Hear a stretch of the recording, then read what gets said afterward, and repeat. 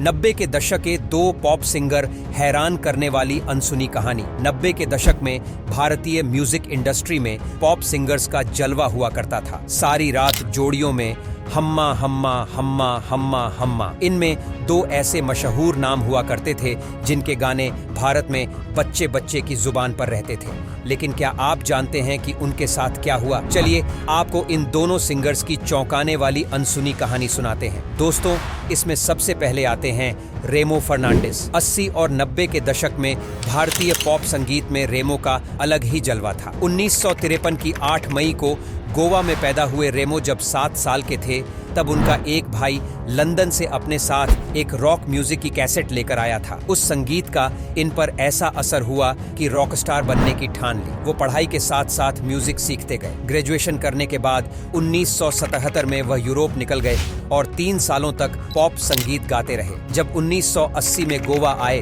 तो उन्हें एक नई शुरुआत करनी थी। रेमो खुद ही गीत लिखते, उसको गाते और मुंबई जाकर कैसेट बनवाते। फिर कैसेट पर अपने नाम का स्टिकर लगाकर पूरे गोवा में खुद ही बेचने निकल पड़ते। इस तरह वो धीरे धीरे गोवा में फेमस हो गए। 1986 में जब राजीव गांधी गोवा आए तो सरकार ने उन्हें राजीव के सामने गाने के लिए बुला लिया। रेमो का गाना राजीव को इतना पसंद आया कि उन्होंने सरकार की ओर से रूस में होने वाले कार्यक्रम में उनका नाम भी आगे बढ़ा दिया। पहली बार रेमो की किस्मत उस वक्त पलट गई जब 1987 में इनके एक पॉप गाने ने इन्हें पूरे भारत में मशहूर कर दिया। ये फिल्म थी जलवा। इनका 15 मिनट का गाना था, देखो देखो ये है जलवा। इसके बाद रेमो ने कभी पीछे मुड़कर नहीं देखा। इसके बाद बॉम्बे फिल्म हम्मा हम्मा जैसा गाना गाया जो आज तक लोगों की जुबान पर बना हुआ है, हम्मा हम्मा हम्मा हम्मा हम्मा। इसके बाद अफलातून फिल्म का टाइटल की ओर प्यार तो होना ही था। फिल्म का टाइटल सॉन्ग गाया और पूरे बॉलीवुड पर रेमो छा गए, तू मैं हूं अफलातून।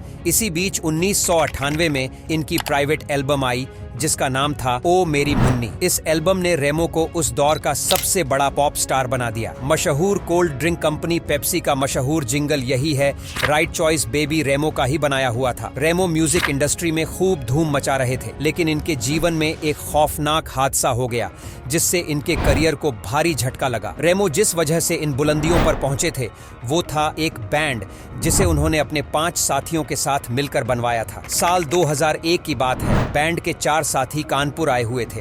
वो यहाँ बैंक की प्रस्तुति देकर लखनऊ की ओर जा रहे थे। अचानक कानपुर लखनऊ हाईवे पर उनका भीषण एक्सीडेंट हो गया जिसमें चारों की एक साथ मौत हो गई। इस हादसे की खबर जैसे ही रामू तक पहुंची, वे अपने होश खो बैठे। एक झटके में पूरा बैंक खत्म, चारों साथी खत्म और सारी मेहनत खत्म। इस घटना के बाद रामू डिप्रेशन में चले गए जिससे निकलने में उन्हें बहुत वक्त लगा। वो इस दुख से तो उभरे, लेकिन बैंड और साथियों के बिना उनका करियर कभी फिर से वैसा नहीं चल सका। बाद में रामू ने भारतीय नागरिकता छोड़ दी और पुर्तगाल के नागरिक बन गए। वो आज भी गाने गा रहे हैं और कभी कभार फिल्मों में एक्टिंग करते हुए भी नजर आते हैं। लेकिन एक हादसे ने पहले ही उनके करियर पर ब्रेक लगा दिया था। दोस्तों, 90 के दौर के दूसरे पॉप सिंगर ने भी अपने गानों पर नाचने के लिए मजबूर कर दिया था। उनका नाम था तरसेम दास। इनका असली नाम तरसेम सिंह सैनी था। हाय हाय जवानी कर दी। 23 मई 1967 को इंग्लैंड में पैदा हुए तरसेम बचपन से ही वेस्टर्न संगीत को पसंद किया करते थे, लेकिन उनकी चाहत थी कि हिंदी और पंजाबी को मिलाकर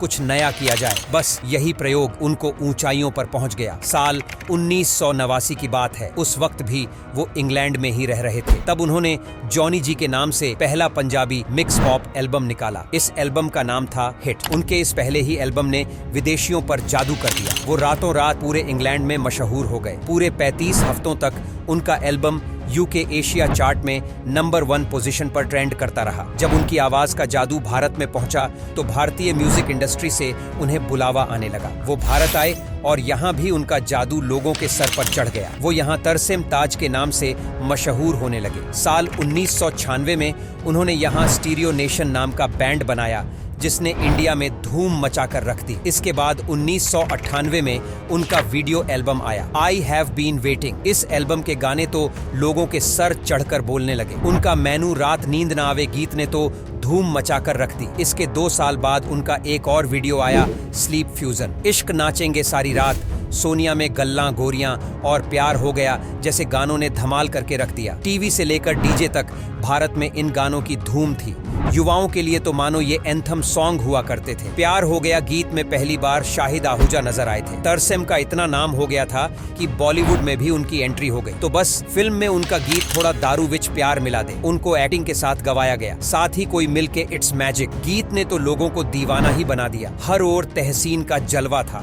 लेकिन फिर कुछ ऐसा हुआ जिसने सब कुछ बदल कर रख दिया। 45 साल की उम्र में ही तरसेम की हालत खराब रहने लगी। जांच हुई तो लीवर की गंभीर बीमारी का पता चला। काफी इलाज हुआ लेकिन कोई फायदा नहीं। 2020 में उनको हर्निया जैसी बीमारी ने भी जकड़ लिया। फौरन ऑपरेशन की जरूरत थी लेकिन कोरोना की वजह से सर्जरी नहीं हो पाई। उनकी हालत और बिगड़ गई जिससे तरसेम कोमा में चले गए। लंबे समय तक कोमा में रहने के बाद वो अचानक मार्च 2022 में होश में आए। लेकिन ये खुशी 1 महीने भी नहीं टिक पाई और अगले ही महीने उनका लीवर फेल हो गया और सिर्फ 54 साल की उम्र में उनकी दर्दनाक मौत हो गई। दोस्तों, क्या आप इन सिंगर्स के गाने सुनते हुए इनको पहचानते थे? उस दौर में आपका अनुभव कैसा था? कमेंट करके जरूर बताएं। वीडियो अच्छा लगा तो लाइक और शेयर करना ना भूलें।